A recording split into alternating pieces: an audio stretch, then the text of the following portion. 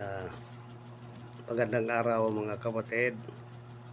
Ngayon ay araw ng Linggo,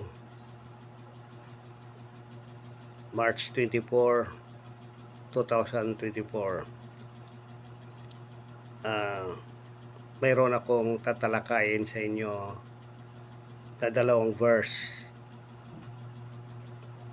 Ito'y maikli lang mga brothers and sister. So, bago ang lahat, binabati ko ang lahat na nakikinig o nakakakita o nakakarinig sa panutuntunan ito. Saan ba nakakarating ang YouTube na ito? Bago ang lahat, mga brothers and sister, bago tayo pumunta sa ating talakayan, manalangin muna tayo.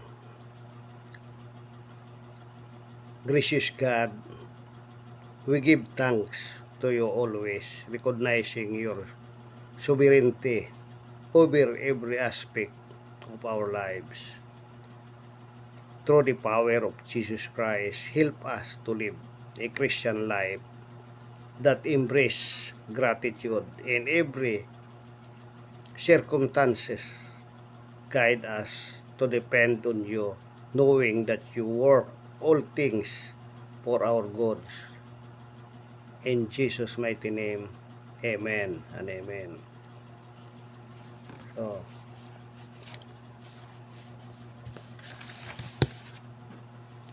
buksan natin ang ating Biblia sa verse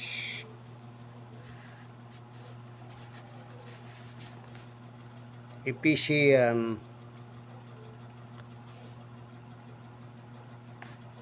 chapter 5 verse 4. Sinasabi dito mga kapatid, let there be no filthiness nor foolish talk, not crude joking, which are out of place, but instead let there be thanksgiving. Yun ang sinasabi sa Biblia sa verse na ito. At basahin natin sa Tagalog version. Ang karumihan man o mga mangmang na pananalita o ang mga pagbibiro na di nangangarapat, kundi kayo'y magpapasalamat. So, yun ang Tagalog sinasabi sa Tagalog version.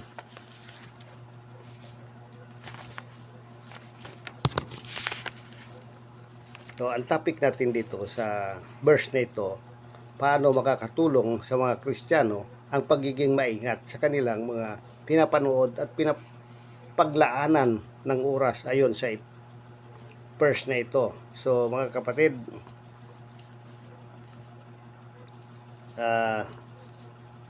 ibig sabihin, mag-iingat tayo sa ating mga pinapanood at pinapakinggan. Ito ay maaaring humubog sa ating mga paniniwala, pag-uugali at mga desisyon. Kaya't mahalaga na pinapanood na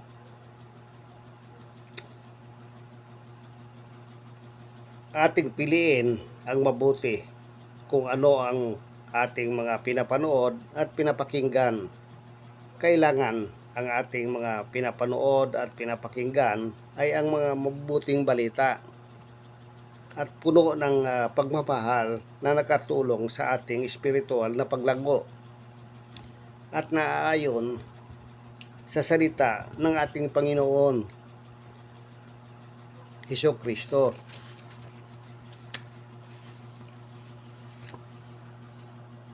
Sabi sa Biblia, ingatan mo ang iyong puso ng higit sa lahat ng bagay, sapagat dito nanggagaling ang buhay, ang ating puso, ang sentro ng ating pag-iisip at pagkilos kung ano man ang ating ipinapasok sa ating puso, ay iyon din ang magiging bunga sa ating buhay. Kaya tandaan natin, mga brothers and sisters, ito bilang isang babala sa atin. Minsan may mga oras na labis din tayong naaakit o nahuhumaling sa mga bagay na hindi nakakatulong sa ating espiritual na paglago. Minsan tayo ay nasasaktan ng ating damdamin at isipan dahil sa mga bagay na ating pinapahalagahan na hindi naaayon sa kalooban ng Diyos. Subalit sa tulong ng banal na Espiritu, tayo ay binibigyan ng karunungan upang mahalin ang mga bagay ng Diyos at kamuhian ang mga masama.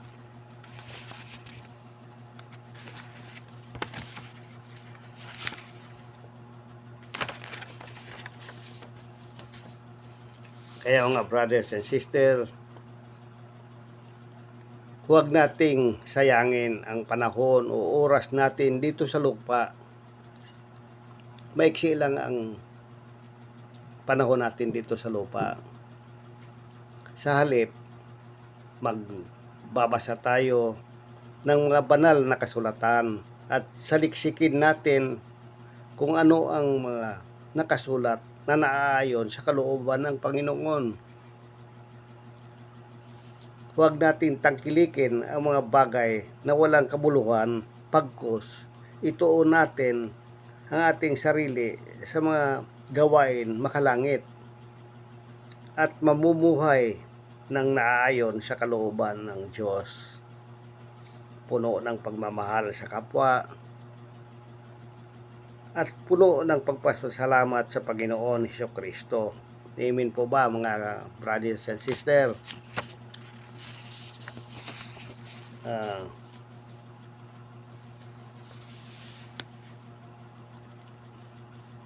Tingnan natin sa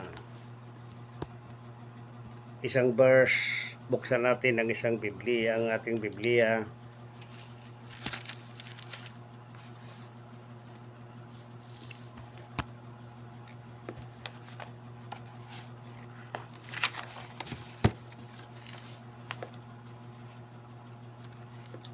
Sa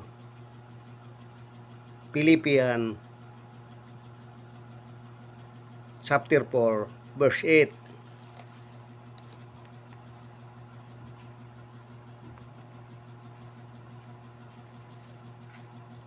Finally, brothers,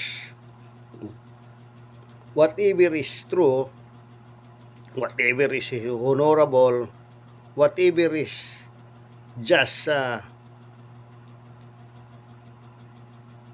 whatever is pure, whatever is lovely, whatever is commendable, if there is any excellent, if there is any worthy of praise, think about these things.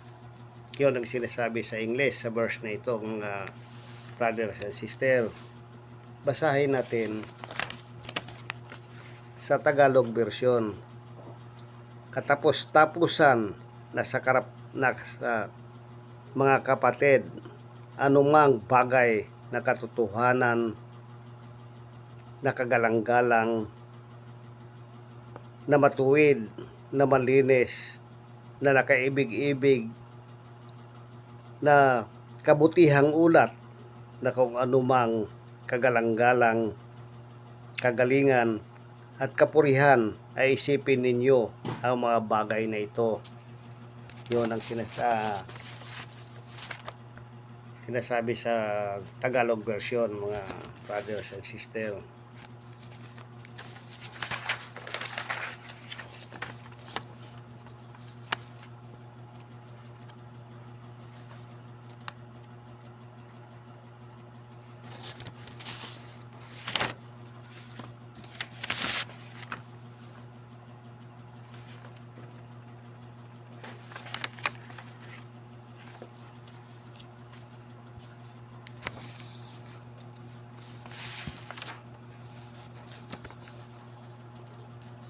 ang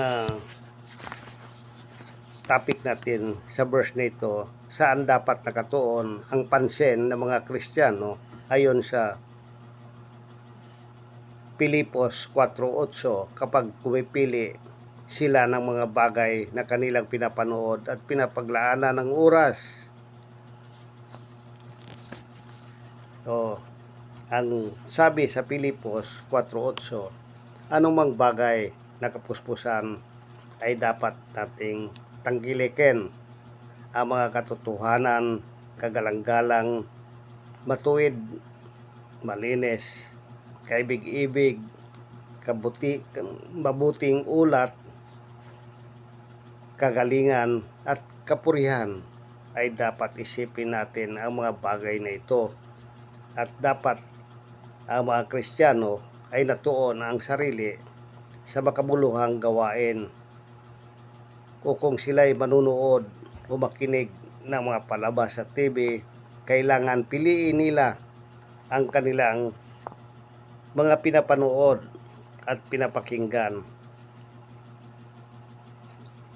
na puro kapuspusan na naaayon sa salita ng ating Panginoon at nakakatulong sa ating paglago sa espiritual na buhay. Kaya mga kapatid, kailangan maging matalino tayo at kailangan suriin nating maigi kung ano ang mga pinapanood natin, anong programang pinapanood natin, dahil yon ay mahalaga sa ating buhay para hindi masira ang ating espiritual na buhay.